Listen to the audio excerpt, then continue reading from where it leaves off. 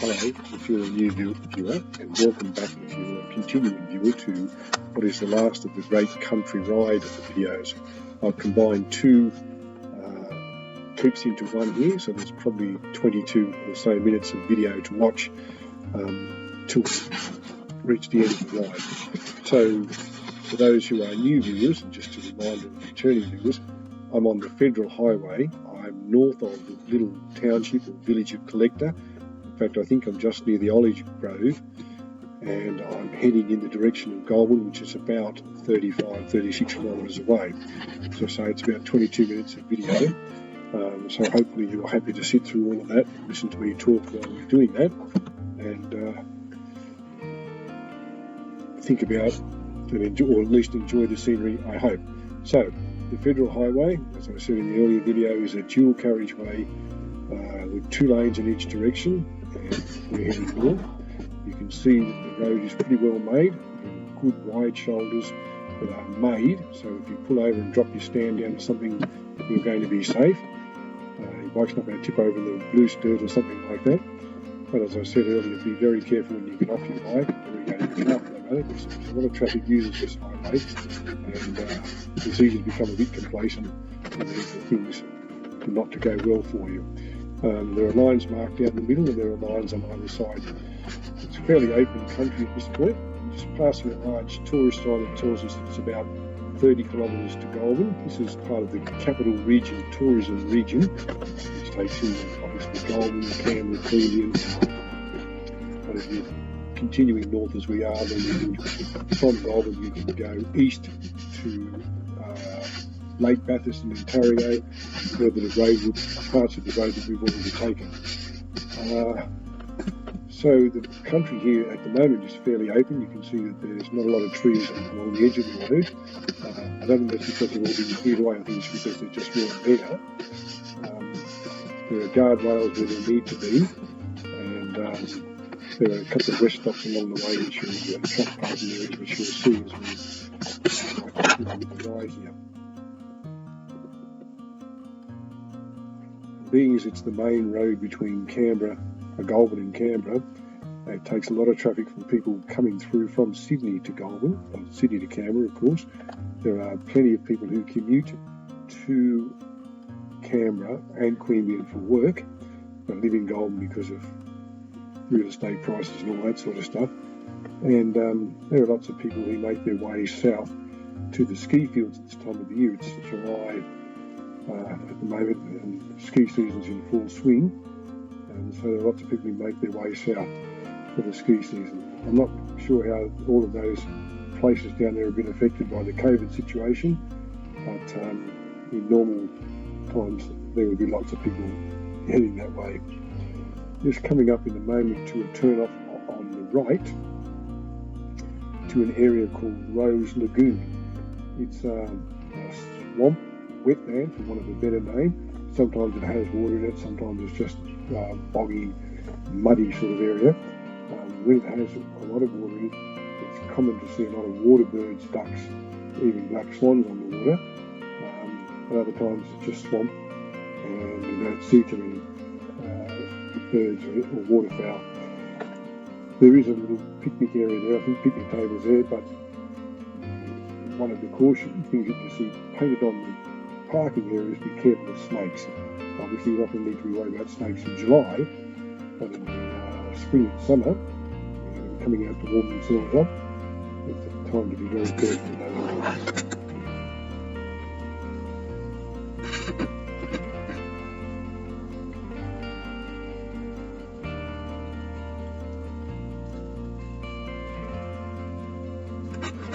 There's an interesting combination of trees along this road here. I'm not by any means a tree expert, but I can see that there are eucalyptus trees, gum trees of some sort or another. There are pine trees which I think have sometimes been planted by the landowners as windbreaks, and then there are poplar trees. Poplars are those very tall, narrow, I guess is the best way to describe them. The branches are all close to the trunk of the tree rather than all spread out like you'd see the pine tree or gum tree.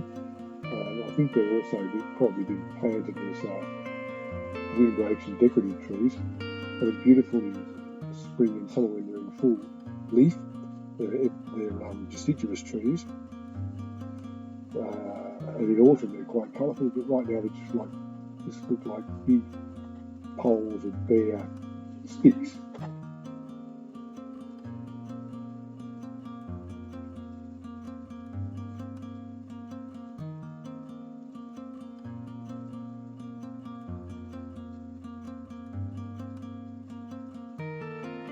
I'm probably travelling along here at about 110, or speedo on my bike would be saying 110, and given us speedos on cars and bikes are not notoriously inaccurate, they're supposed to represent the speed they do, but I think they're allowed a 10% margin.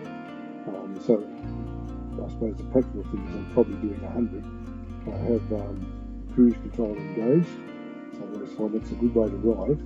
And once you've engaged the cruise control, if you're over speeding, obviously you can never have any problems with the gentlemen or ladies in blue.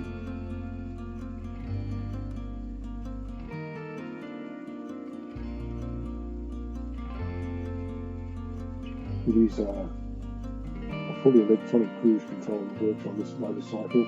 It's not a throttle lock, it's an actually integrated cruise control that works exactly the same as it would on your car, and it's deactivated by either touching either the brake pedal or lever or the clutch.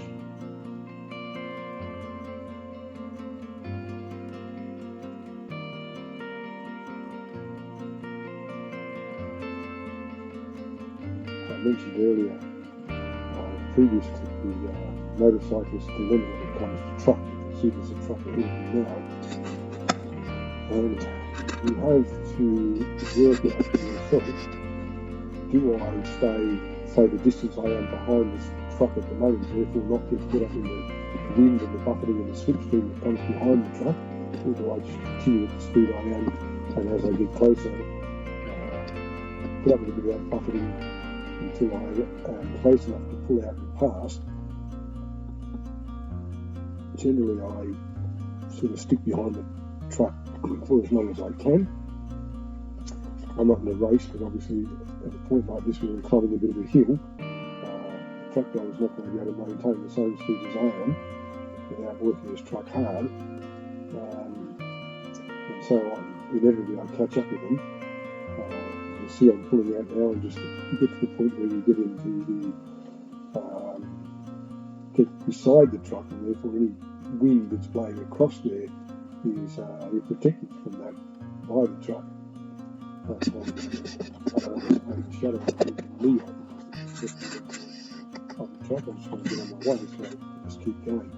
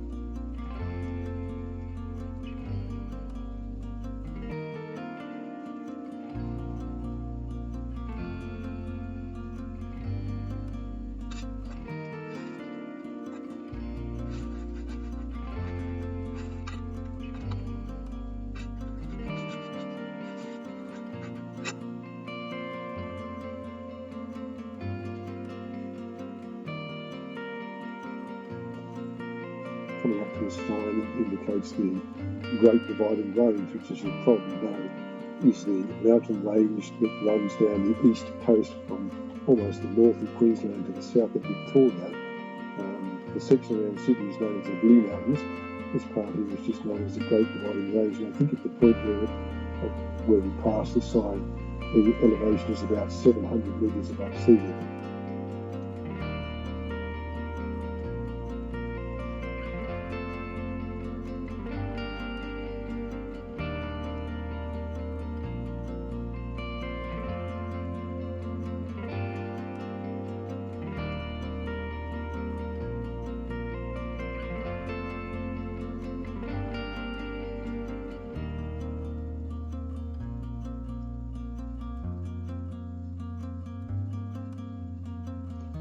just past the turn off the Thornford Road, which is on the right hand side.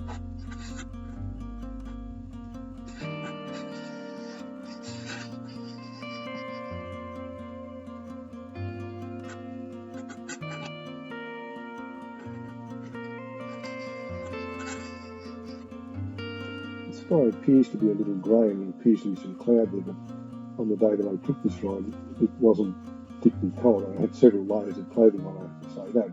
Motorcycle safety gear and warm clothing under that, and I was riding with winter gloves on, but it wasn't cold. And then I do have to again say to people, I have a bike with leg shields that can be closed off to keep the wind off you, and also a very tall screen that keeps the wind off.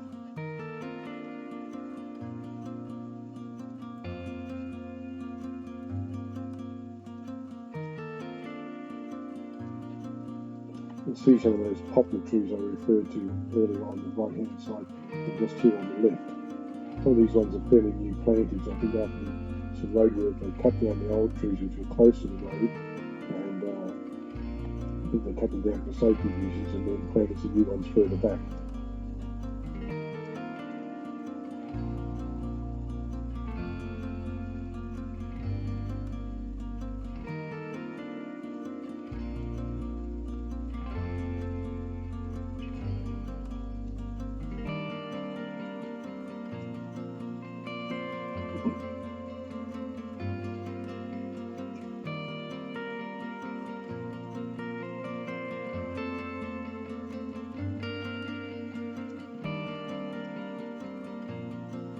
Just coming up now to the junction of the Federal Highway, which is, as you know, the road we're on at the moment, and the Hume Highway, which will be on the right. That's where it's saying merge there now. And it's always a bit tricky there because the Federal Highway is 2 lanes, the Hume Highway is 2 lanes, but you go from 4 lanes to either 3 lanes and then 2 lanes.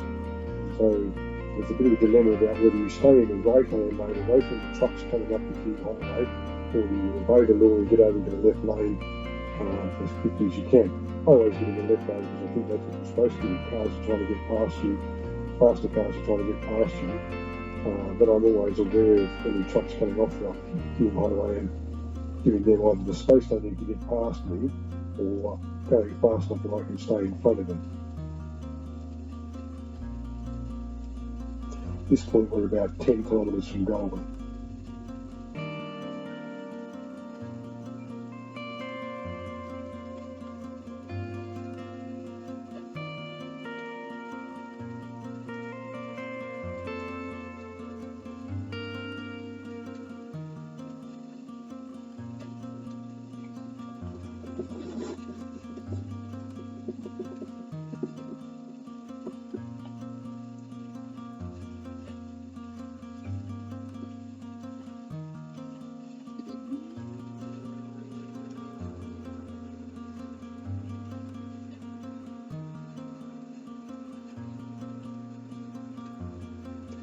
Coming up on the left here is another one of those roadside rest stops that I referred to earlier that are dedicated to Australian servicemen, and at this stage it is only servicemen who won the Victoria Cross, which is the Australia's highest military award. At each of the rest stops there's a plaque that explains something about the person that the rest stop is named after and what it was that they did to earn the Victoria Cross.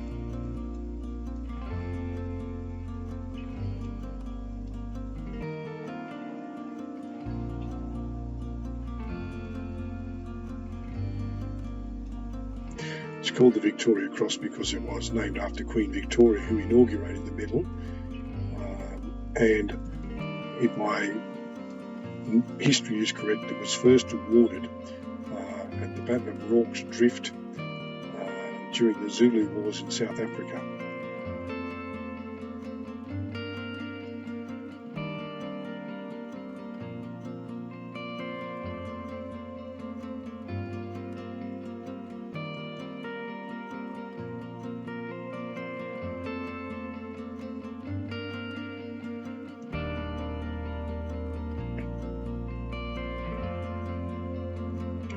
People who travel to and from Goulburn and Canberra on this federal highway will be aware there's always roadworks going on, and whilst they find that a bit frustrating when they're trying to get to work in the morning and get home in the afternoon, it is a good thing because it means the road is generally well maintained. There's no patches on patches and no potholes and no things like that, and that when there is maintenance needed, it gets done.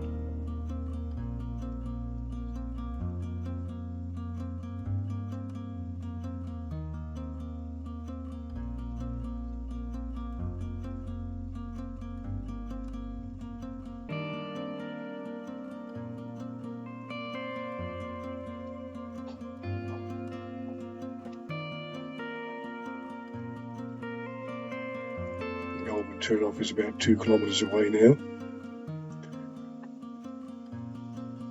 The Hume Highway used to pass through Goulburn, but I think 15-20 years ago, something like that, a bypass was built, and now, unless you need to go into Goulburn, you can continue on the Hume Highway and not go through Goulburn, which means traffic in the main street is reduced a little bit, but also in some cases businesses have suffered a little bit because of that.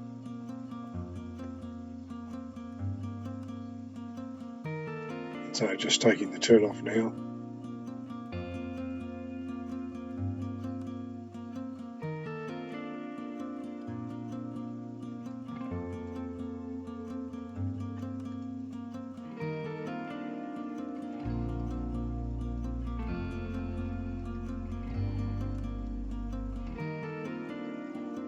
In an earlier clip I referred to a road called Goulburn Road, and if you were to take this roundabout here, instead of it would be the second exit, and that's when I was referring to the Goulburn Road with all the rubbish on it, just coming into Goulburn's version of the token precinct. You see the buttons on the left, so just ahead is the turn off to places like McDonald's and Red Rooster and Kentucky, you name it, we've got it there. I'm not recommending any of them, I'm just telling you that they're all there.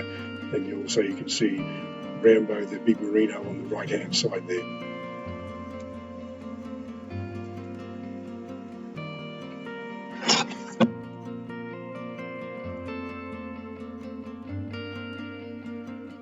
On the left there, just past, is a brewery. I don't know anything about the beers they make, but I know it's a brewery.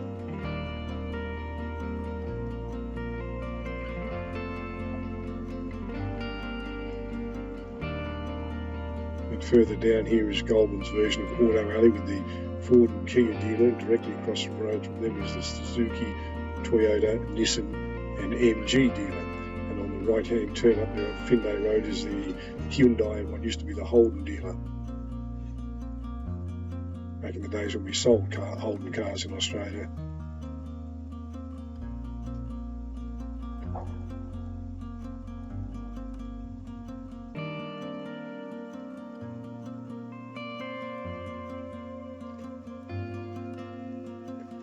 This area is part of the built-up area of Goulburn, so it's 50 kilometres. Speed limit, that is.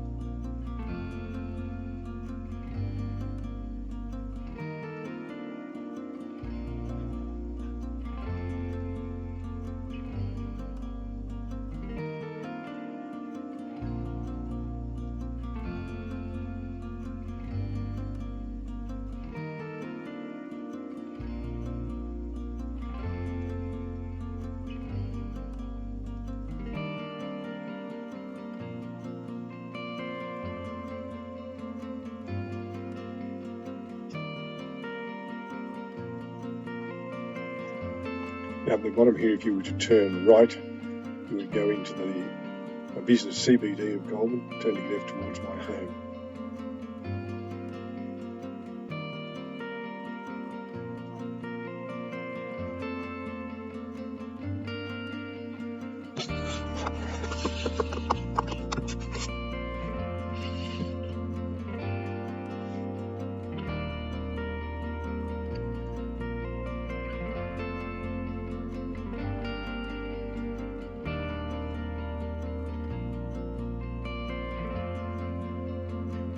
Close to the end of this video, so I'll say thank you for watching. I hope you've enjoyed the country ride, as I call this set of videos, and I hope you'll enjoy the next set, which I'll be posting shortly.